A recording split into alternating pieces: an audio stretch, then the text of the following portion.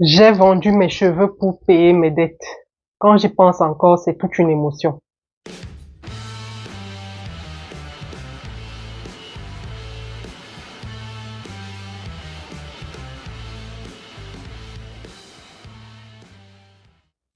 Salut, bienvenue sur la chaîne du BIM. Je suis Priscilla Tanganambida et dans cette vidéo, je vais vous partager mon histoire. L'histoire qui va vous raconter comment j'ai dû vendre mes cheveux pour payer mes dettes, pour sortir de l'endettement, pour devenir financièrement autonome. Nous sommes en 2011 et je suis maman solo d'une adorable petite fille qui fait un accès palustre. Qui dit accès palustre dit hospitalisation et son hospitalisation a vraiment été longue. Je crois qu'on a fait 7 ou 10 jours d'hospitalisation. C'était vraiment chaud. Donc, pendant ces 10 jours-là, c'était dur tant sur le plan financier que sur le plan physique. Sur le plan physique, imaginez-vous que chaque jour, après mes journées de travail au bureau, je devais relayer la nounou de ma fille à son chevet et passer la nuit avec elle. Et quand vous êtes un garde malade, ce n'est pas de tout repos. Encore moins garde malade d'un bébé parce que chaque fois qu'il faut venir changer la perfusion, faire un soin à l'enfant, vous devez être éveillé et je vous avoue que c'était dur physiquement. Financièrement aussi, c'était très dur parce que j'ai dû payer toutes les charges, toutes les factures que l'hôpital m'envoyait et il fallait que je les paye si je voulais que ma fille euh, bénéficie des soins. C'était la moindre des choses. J'avais une assurance, c'est vrai, mais les 20% qui restaient étaient à ma charge et ce n'était pas évident parce que comme je vous l'ai dit, chaque jour, je devais payer et le taxi de la nounou de ma fille et mon taxi, tant pour aller au bureau que pour venir à l'hôpital. C'était dur, c'était galère. Alors, le jour où ma fille doit sortir de l'hôpital, c'est un vendredi. C'est un vendredi et ce même vendredi-là, j'ai une facture d'électricité que je dois régler. Cette facture-là, j'ai préféré la régler moi-même parce que généralement, quand c'était les fins de période, quand c'était les dates limites de paiement, il y a toujours un souci, il y avait toujours un souci en fait. Vous pouvez arriver, on vous dit un souci technique ou bien il y a une panne. Bref, j'ai voulu être là moi-même pour que s'il y avait un souci qui se posait, que je puisse donner la réponse si c'était une information qu'on demandait ou vraiment être là moi-même. On est mieux servi que par soi-même. Donc j'ai voulu être là moi-même pour qu'on ne m'apporte pas une réponse tirée par les cheveux. Donc ce jour-là, à la sortie de l'hospitalisation de ma fille, sa nounou repart avec elle à la maison, juste le temps que je finisse de payer la facture. Et moi, je vais à l'agence AES Sonel pour régler la facture d'électricité, dont c'était la date limite ce jour-là. Donc, pour ceux qui savent, ceux qui connaissent Yaoundé, il y avait une agence Sonel en face de Mobile, de Kondengui, Santa Lucia, donc juste à côté de Mobile Kondengui, en face de Santa Lucia. Je rentre, je sors du taxi, je vais à l'agence et quand j'arrive, je suis d'abord surprise de trouver trop de personnes dans il y avait comme une cour là, avant la barrière de l'agence. Je vois trop de monde là, je dis, mais qu'est-ce qui se passe? Et je me dis, j'espère que ce n'est pas ce que j'imaginais parce que justement, quand je venais payer cette facture, c'est parce que je ne voulais pas qu'il y ait des tracages. J'étais d'ailleurs assez fatiguée, je voulais me reposer. Donc, je vois tout le monde là. Je me rapproche d'un groupe de jeunes que je vois là, qui avaient à peu près mon âge. Et je leur dis bonsoir, qu'est-ce qui se passe? Est-ce qu'on ne paye pas les factures? Entre-temps, la barrière est fermée. J'oublie de le dire. La barrière de l'agence AES est fermée. Ils me disent non, ils ont dit que on ne paye plus. C'est fini le service pour aujourd'hui. Je regarde ma montre, il est 14h40. Et je sais qu'en temps normal, le service s'arrête à 15h30. Je dis, mais comment? Il est 14h40, vous arrêtez le service comment? Les jeunes qui avaient mon âge, mais qui avaient été envoyés. Vous savez, quand c'est le parent qui vous envoie, vous savez que vous pouvez rentrer lui dire que papa, on a dit qu'on ne paye plus les factures. Le parent, lui, il va pas dicter, il va payer les 5 000. Mais moi, c'était chaud. 5 000 à ce moment-là, c'était tellement chaud. Je ne pouvais pas prendre le risque de prendre une pénalité de 5 000. On était sensiblement vers le 15 du mois. Mon salaire allait arriver dans 10 ou 15 jours. Comment j'allais vivre? Non, 5 000 pour moi, c'était précieux à ce moment-là. Donc, je ne voulais même pas payer une dépense folle, surtout pas. Vraiment, c'était simple, c'était seulement 5 000, mais pour moi, c'était une dépense folle que je ne pouvais pas me permettre après l'hospitalisation de ma fille. Donc, j'observe la scène, je me rends compte que la barrière est fermée, il y a un vigile bien en place. Et je note quand même qu'il y a un mouvement, c'est-à-dire il y a des personnes qui sortent de l'agence et tout. Je me dis, ah, il y a peut-être une chance. Je me rapproche donc du vigile, je dis bonsoir monsieur, bonsoir madame. Excusez-moi, je suis venu payer ma facture, mais de ce que je comprends, vous avez déjà arrêté le service. Il me dit, oui, on a arrêté le service. Je dis, ok, je suis d'accord. Comment ça va donc se passer pour les personnes dont le délai de paiement est aujourd'hui et qui n'ont pas pu payer? il n'est pas encore 15h30. Il me dit, non, madame, c'est pas grave, venez lundi, on va vous faire payer. Je dis que je suis d'accord, mais ce n'est pas moi qui serai là lundi. Et il y a de fortes chances aussi que ce ne soit pas vous qui soyez de service lundi ici au niveau du poste de sécurité. Donc, est-ce que je peux avoir un papier ou un document que je remettrai à la personne qui viendra payer la facture pour que je n'ai pas à me déplacer encore pour ça? Il me dit, non, mais madame, je vous ai déjà dit, que mon frère, je suis d'accord, mais nous tous, on sait que vous n'êtes pas employé AES. Donc, comprenez mon doute, c'est que je connais, j'ai vécu ce genre de situation. Je veux juste un document. Le temps monte, le monsieur se met à grandir. Je dis que non, vraiment, c'est pas le moment de le mettre en colère. Il vaut mieux qu'il reste calme. Je m'éloigne un peu, je continue d'observer la scène. Et je vois que les gens continuent de sortir, mais n'entrent pas. Et à ce moment-là, vraiment, mon cerveau tournait au quart de tout. Ça dit, je processais à une vitesse, je disais non, 5000, je sais pas si c'est 5000, 3500, mais en tout cas, la somme pour moi était énorme. Je ne pouvais pas me permettre de la dépenser aussi bêtement. Donc, j'observe et je me rends compte qu'il y a un monsieur qui s'apprête à sortir. Je dis, ok. Intérieurement, je me dis, ok. Dès que ce monsieur-là sort, je vais entrer. Le monsieur se rapproche du portail. Je ne me mets pas très loin.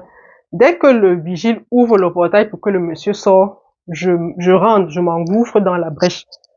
Et le vigile a dû sentir, a vu mon mouvement et il bloque le portail. Malheureusement, ma jambe était déjà entre les deux battants du portail, ce qui fait que ma cuisse était coincée. Le vigile, vu qu'on s'était déjà un peu chauffé là, dit, madame, vous n'entrez pas. Je dis que mon frère, je n'ai pas dit que j'entre. Je veux juste que un responsable de AES vienne me dire ici que lundi, quand je viendrai payer ma facture, je n'aurai pas de pénalité. Il me dit, madame, je vous ai déjà dit que oui. J'ai compris. Vous m'avez déjà dit ça. Mais je vous ai dit que je veux un document signé. Parce que lundi, là, je ne viendrai pas dire que le vigile a dit que. Le vigile, on ne le connaît pas. Vous travaillez pour une entreprise que AES paye. Votre travail s'arrête au niveau de la sécurité. Vous n'êtes pas comptable de ce qui se dit, des décisions qui se prennent. Le temps monte, les gens en arrière, vous connaissez, ça dit, ça prend feu très facilement. Les gens commencent à crier, ah, mais vous fermez même le portail. Tout le bavardage qu'on fait, il n'est même pas encore 15, il est peut-être 14h50. Tout le bavardage qu'on fait là. Les gens crient derrière, mais vous fermez le portail, pourquoi? Les gens viennent payer les factures et tout et tout. Ça commence à grogner là en arrière. En ce temps, mon pied est toujours coincé, ma cuisse est toujours coincée là. Et à un moment, j'entends une dame à l'intérieur de l'agence qui appelle le vigile, appelons-le Paul. Paul, qu'est-ce qui se passe là-bas? Alors Paul de répondre, mais c'est la dame sinon, elle ne veut pas entendre qu'elle doit venir payer sa facture lundi qu'on a déjà arrêté de payer les factures et tout. La dame dit, c'est quelle dame? Paul s'écarte un peu et moi je ne tends pas la tête, hein, je reste là, mon pied était juste posé. J'ai dit que de toute façon, personne n'entre, personne ne sort, tant que je n'ai pas payé ma facture, vraiment, chacun avait ses problèmes. Je reste là et la dame me dit, mais je ne la vois pas, fais-la entrer. Paul me laisse donc entrer. Il dit tout ce qu'il a dit là-bas. Mais moi, j'ai mon frère, je n'ai pas le problème avec toi. Mon problème, c'est là-bas devant. Je vais donc, j'avance et si vous connaissez comment les agences Sonel sont configurées, les caissières, leurs fenêtres donnent sur la grande cour de l'agence. Donc, je me mets donc au niveau de la fenêtre. La dame me dit, entrez. Vous voyez le Sicianon. Ah, moi, j'avais pas de problème, j'entre donc. Elle me dit, c'est vous qui venez faire le désordre ici? Je dis, madame, je suis pas venue faire le désordre, je suis venue payer ma facture. Elle me regarde de la tête aux pieds, vraiment genre, avec des dents là. Et vous êtes même une maman, parce que je sais pas comment ça s'est passé. Peut-être dans le taxi, je devais être en train de donner le biberon à ma fille et je ne me suis pas rendu compte que j'étais sortie avec le biberon. Donc, je me retrouve avec le biberon entre les mains. Et la dame me dit, et vous êtes même une maman, vous venez faire le désordre comme ça, ce n'est vraiment pas digne, hein, d'une jeune maman comme vous, patati patata, hein, c'est quoi votre problème? Je dis que maman, je suis venue payer ma facture aujourd'hui, on me dit que je ne peux pas la payer aujourd'hui. Malheureusement, c'est la date limite qui est déjà, qui court là. Donc, si je ne paye pas aujourd'hui, lundi, quand je viendrai payer, il y aura les pénalités. Votre vigile me fait comprendre que je n'aurai pas de pénalité, mais je ne veux pas prendre le risque. Je veux seulement un papier. C'est tout ce que je demande. Mais, et puis, est-ce que tu as besoin de faire le désordre pour faire ça? Hein? Donne-moi ta facture. Vraiment, elle commence à bavarder là. Mon cœur était tranquille. En tout cas, pour moi, c'est mission accomplie. Je venais payer ma facture. Tu as permis que je paye ma facture. Après, elle me remet le papier. Ma fille, il faut plus faire le désordre comme ça. Hein? Vraiment, quand tu viens, je suis maman. Elle m'avait dit qui là? Je me rappelle même plus de son nom. Je dis maman telle. Donc quand tu viens, dis que tu veux voir maman telle, je vais te permettre de payer ta facture facilement. Hein. Garde bien ton bébé. Hein. Patati, patata. Je dis merci maman. J'ai pris ma facture, je suis partie. J'ai laissé mes congénères derrière. Eux comme je suppose que c'est les parents qui les avaient envoyés et tout. Ils n'avaient pas le même stress que moi. Je rentre chez moi. Mais je vous avoue que c'était l'une des nuits les plus décisives de ma vie que j'ai passées après ce jour-là. C'est-à-dire que la réflexion que j'ai menée cette nuit-là a chamboulé toute la suite de mon existence. Toute la suite de mon existence. C'est-à-dire que c'est une des nuits où j'ai pris l'une des décisions les plus radicales de ma vie. D'abord sur le plan financier. Cette nuit-là, j'ai dit, je n'aurai plus jamais de problème financier. C'est-à-dire que je me suis dit, mais attends, donc il suffit que mon enfant soit hospitalisé pendant 7 ou 10 jours pour que financièrement je sois déstabilisé à ce point. C'est-à-dire que je n'en revenais pas. Je me dis, mais attends, on parle de 3500, maxi 5000. Ce n'est pas une somme terrible, mais je peux me mettre autant en danger pour 3500. Je suis restée, je dis non, c'est pas possible. Et à côté de ça, il faut savoir que toutes les solutions que vous connaissez là, les solutions faciles quand on a des problèmes financiers là, je les connaissais. Je connaissais voir l'usurier. Je connaissais voir le banquier pour le découvert. Je connaissais appeler son ami chaque fin du mois pour lui dire que pardon, prête-moi de l'argent, je te renvoie ça le mois prochain. Bref, je connaissais tellement ces solutions-là. Mais je me suis sentie tellement, je sais pas comment, je sais pas comment vous exprimer ça. Je me sentais tellement misérable, en fait. Tellement misérable. Je dis, mais on parle de combien? On parle de 3500. 3500 francs. Ce jour-là, comme je vous ai dit, j'ai pris les décisions les plus radicales de toute mon existence. J'ai dit, l'argent là, ça ne sera plus jamais un problème pour moi. C'est-à-dire que, sauf si ce n'est pas moi qui viens, j'ai dit que ça ne sera plus jamais un problème pour moi. La première chose que j'ai faite, c'est que je me suis assise. La semaine qui commençait, c'était vraiment une semaine où j'étais très concentrée parce que je m'écoutais et j'observais énormément. Je me suis dit, mais qu'est-ce que je peux faire? C'est bien beau de dire l'argent ne sera plus un problème, etc. Mais tu vas donc faire quoi? Qu'est-ce que tu vas faire? C'est vrai que tu travailles déjà, ton salaire tu n'as pas un mauvais salaire, mais les solutions financières que j'avais ne me permettaient pas d'avoir une situation financière viable. Donc, la semaine qui suivait, j'observais, je me dis, qu'est-ce que je peux faire? C'était vraiment la question qui était prégnante dans mon esprit. Et c'est pour ça que je dis que le cerveau est merveilleux, parce que quand vous envoyez une question au cerveau, il va vous envoyer la réponse, il suffit d'être concentré. Je vous ai dit ça, le cerveau est merveilleux, utilisez votre cerveau à fond. Donc je me demande, qu'est-ce que je peux faire? J'observe, je remarque quand même que de manière générale, les femmes sont toujours en train de dire, mais tu as de très beaux cheveux, tu es toujours bien coiffée, même quand tu mets la teinture, tes cheveux ne cassent pas, tu peux faire tu peux tenir une semaine avec la même coiffure, tes boucles tiennent, etc., etc. Je dis, ok, voilà un atout que j'ai. Mais comment je peux tirer de l'argent de cet atout-là? Je me dis, les produits que j'utilise, ce sont de bons produits. Ils ne coûtent pas une blinde, mais ce sont de bons produits, ils donnent de bons résultats en tout cas.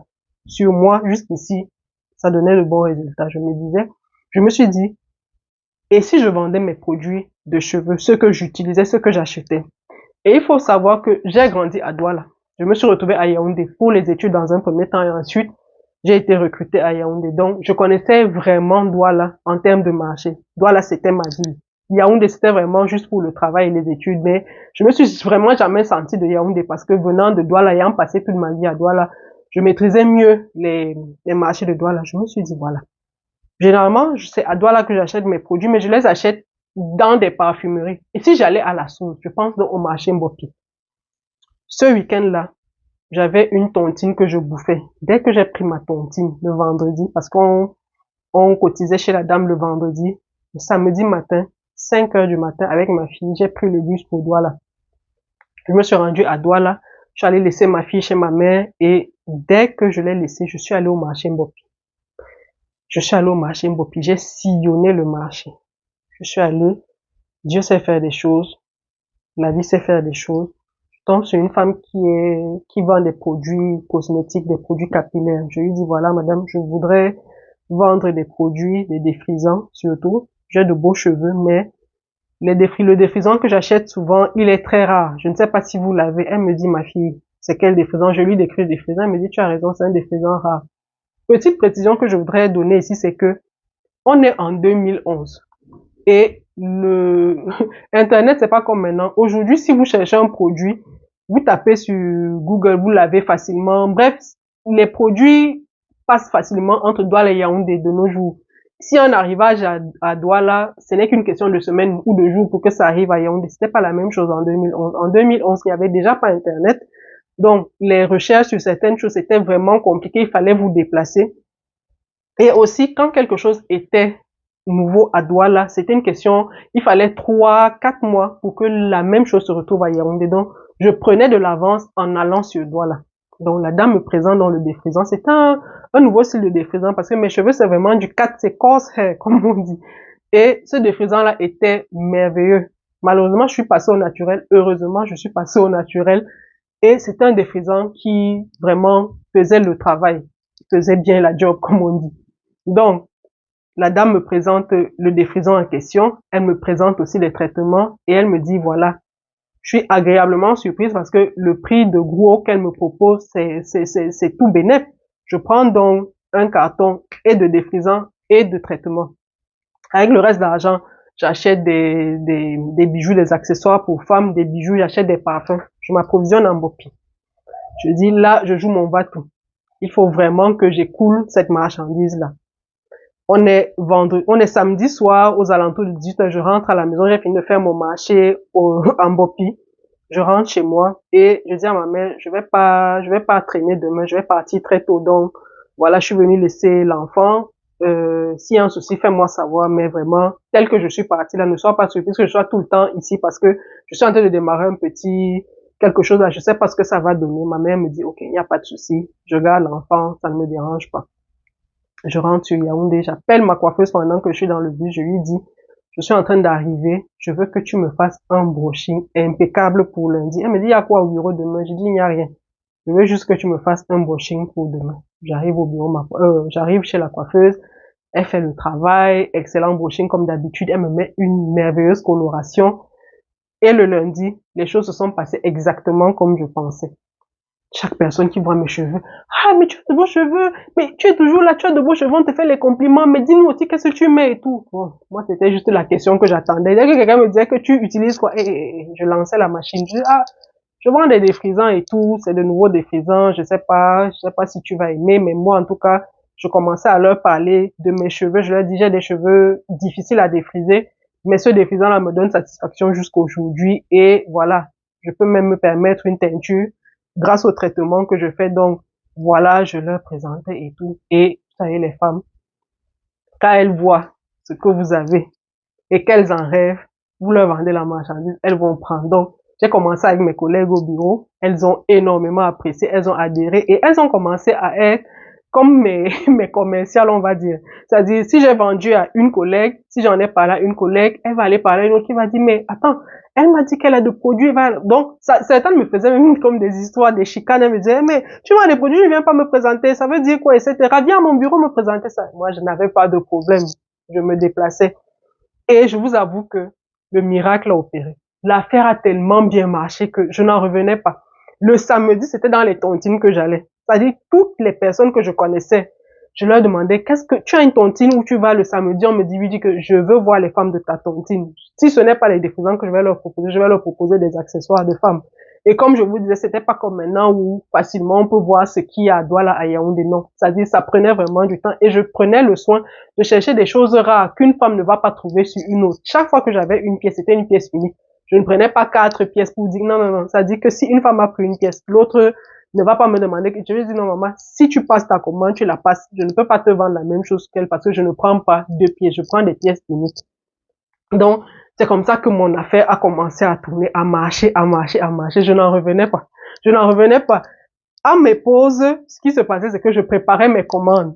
Et j'avais toujours un bloc-notes. J'avais toujours un bloc-notes dans lequel j'écrivais mes choses. C'est pas les téléphones d'aujourd'hui où il y a tellement d'applications qui vous facilitent la vie. Non. C'était comme on appelait les calculatrices là. Non. à part enregistrer les numéros, envoyer les messages, appeler, le téléphone ne te permettait pas de faire grand chose. Donc mon agenda était vraiment papier. Et j'ai vraiment gardé cette habitude-là. J'ai toujours un agenda dans lequel je note tout. Donc j'avais toujours un bloc-notes dans lequel je notais tout. Et il y avait une collègue qui me disait, mais attends, toi tu as toujours ton agenda là, tu notes même quoi dedans? J'ai dit, ma fille, laisse, on n'a pas les mêmes problèmes dans cette vie. Je notais tout. Et l'argent rentrait parce que ce que je faisais aussi, c'est que comme je savais que pour moi l'argent était encore un gros problème, je ne pouvais pas donner ma marchandise à crédit. Si une personne prenait à crédit, au moins elle me faisait une avance qui me permettait de récupérer le coût de revient de l'article. C'était vraiment ça. Parce que non, quand vous avez connu la difficulté, le manque dans votre vie, c'est-à-dire, il y a une rage que vous avez là. J'avais cette rage-là. Peut-être quand je disais souvent à certaines femmes, non, vraiment, je préfère garder l'article. Et je disais que je ne voulais pas leur vendre. Non, c'est parce que il y a un genre de mot de tête que je ne voulais pas. Ça dit, je ne voulais même pas avoir mal à la tête. Donc, j'avais mon bloc-notes, je notais tout. Et pendant mes pauses, je préparais les commandes ou bien je notais. Et le soir, dès que le travail finissait, je partais livrer les commandes. Je préférais même livrer les commandes le soir. Pourquoi? Parce que j'avais noté que quand je partais souvent à ma pause était très courte. Non seulement je trouvais parfois des personnes en réunion et elles se débarrassaient un peu vite de moi, prenaient mes articles, me disaient non, viens vite demain et tout et tout. Donc, ça ne m'intéressait pas. Je me suis dit, dans la soirée, quand je viens, elles ont le temps de me recevoir. J'ai le temps de leur présenter mes produits et de leur dire, je ne peux pas donner à crédit. Donc, c'était vraiment un bon créneau que j'ai trouvé. Et une autre astuce aussi que j'ai découverte pendant que je vendais, c'est que les femmes, elles les achetaient plus facilement les produits capillaires, mais pour les bijoux, elle discutait un peu trop sur les prix. Moi, ça me fatiguait. Les gens qui discutaient, moi, ça me fatiguait. J'ai donc trouvé une parade, c'est que les bijoux, je les proposais au monsieur. Pas des bijoux hommes, je proposais les bijoux de femmes au monsieur. Et l'argument que j'avais, c'est quoi? C'est que vous n'avez pas le temps. Vous n'avez pas le temps d'aller faire des courses pour vos épouses. Vous n'avez pas le temps pour faire des courses pour vos conjointes, pour vos compagnes, pour vos bien-aimés et tout. Moi, je viens vers vous. Je vous donne la possibilité de faire un cadeau à madame. Elle ne s'y attend pas. Et je suis sûre que ce n'est pas vous qui allez penser à lui faire un cadeau. Donc, moi, mes cibles en termes de bijoux, c'était les hommes. Je ciblais spécifiquement les hommes. Je disais, voilà, achète pour madame, etc. Tu lui feras plaisir quand tu vas rentrer avec ce cadeau-là. Et j'avais toujours de beaux emballages. J'avais un style de boîte là que je prenais, des boîtes comme des boîtes cadeaux, avec plusieurs couleurs vraiment. Ah, quand j'y pense, c'est une émotion. J'ai vraiment aimé cette activité. C'est pour ça qu'on dit quand tu aimes quelque chose, tu vas rencontrer de la réussite dedans. Ça a tellement marché que des mois plus tard, j'ai ouvert mon compte d'épargne. C'est-à-dire, je n'en revenais pas. J'avais un compte d'épargne, c'est vrai. Quand j'ai commencé à travailler, j'ai ouvert mon compte d'épargne, mais ce compte d'épargne là, c'était mon vrai compte d'épargne. C'était le compte dans lequel je mettais mes ventes, ce que je vendais chaque semaine, je partais faire les versements là-bas. C'était merveilleux, je vous avoue. Pour moi, c'était incroyable. J'ai commencé à faire mes tontines, j'ai commencé à épargner, etc., etc. Et grâce à cette activité-là et à mon activité professionnelle, parce que ce n'est pas seulement ce business-là qui me l'a permis, j'ai acheté ma voiture. Ma première voiture, c'était une Yaris, une petite Yaris, et ma voiture, c'était comme ma boutique. C'était ma boutique parce que dans la malle arrière, j'avais toutes mes marchandises. Vous imaginez, quand j'allais sur Douala, je m'approvisionnais, je prenais de grosses quantités et quand je revenais, je mettais toute ma marchandise. Comme je n'avais personne avec qui ma fille n'était pas là, c'est-à-dire la banquette arrière là, je la cassais. Ce n'était que la marchandise à l'intérieur. Je rangeais toute ma marchandise là à ma pause de midi. Comme je vous ai dit, je classais les marchandises, je classais les commandes, je classais les commandes. Le soir, quand je rentrais, j'allais livrer mes commandes. Voilà, ça a duré un bon bout jusqu'à ce que, voilà, je me marie, je conçoive. C'était plus évident pour moi de faire la navette Douala-Yaoundé parce que c'était très prenant et l'axe tout le temps, c'était aussi un peu fatigant. J'ai dû arrêter cette activité-là, passer à une autre que je vous présenterai prochainement, mais vraiment, voilà comment j'ai dû découvrir ce talent en moi, ce talent pour la vente. J'ai aussi dû user de mon potentiel, est-ce qu'on dira potentiel, mais de cet atout-là que Dieu m'a donné, que la nature m'a donné, mes cheveux. Mes cheveux, j'ai dû les mettre en avant, la texture de mes cheveux, j'ai dû la mettre en avant pour que les femmes achètent mes produits capillaires. Donc, c'est une histoire que je partage pour encourager une maman solo aujourd'hui, lui dire, ce n'est pas évident. Personne n'a dit que c'est facile. Mais il faut savoir qu'avec de la volonté, avec du courage, avec de l'engagement, on parvient à venir à bout de ce type de situation-là. Et je voudrais aussi donner un conseil aux personnes qui vont essayer de se lancer dans une activité, qui vivent un moment difficile comme celui-là, maman solo ou autre, leur dire, évitez le marketing de la pitié. Évitez le marketing de la pitié. C'est une forme de marketing que beaucoup de personnes utilisent, mais qui pour moi n'est pas viable sur le long terme. Le marketing de la pitié, c'est quoi? C'est venir vers les gens, leur dire, j'ai mes enfants à nourrir, s'il vous plaît, achetez ma marchandise. Peut-être que dans un premier temps, certaines personnes seront touchées par votre histoire, certaines personnes seront sensibles à ce que vous dites, mais sur le long terme, vous ne pourrez pas présenter cet argument-là. Les gens, même en général, ont leurs problèmes. Donc, ce n'est pas vos problèmes qui les intéressent. Ils ne veulent même pas savoir quel est votre problème. Eux, ils veulent ce que vous avez à vendre. Si ça leur apporte une réelle valeur ajoutée, les personnes vont acheter. Donc, évitez le marketing de la pitié. Allez vraiment essuyer vos larmes. Pleurez quand vous êtes seul. Pleurez quand vous êtes avec vos enfants. Pleurez seul. Mais une fois que vous sortez de chez vous là, soyez professionnel. Seulement quand je vendais mes produits capillaires, je racontais pas ma vie aux gens. C'est-à-dire, j'avais pas besoin de raconter à quelqu'un, mais pourquoi est-ce que je me retrouve en train de vendre? Est-ce que je travaille? Non. Très peu de personnes même savaient que, en plus de vendre ces articles-là, je travaillais quelque part. Très peu de personnes. Il y a peut-être 2 ou 3 mamans qui ont été intriguées que, mais attends, qu'est-ce que jeune fille comme toi fait à vendre des articles après 17 heures? Pourquoi tu n'es pas à l'école et tout et tout?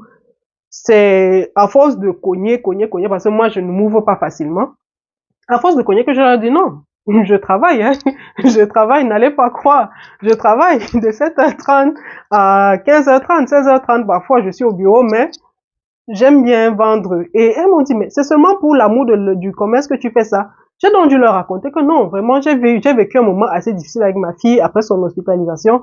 Je n'ai pas du tout apprécié que je sois vraiment autant à court d'argent. Donc, j'ai préféré commencer quelque chose. Elles ont vraiment apprécié, vous voyez. Donc, le marketing de la pitié, sur le long terme, ça ne va pas vous aider.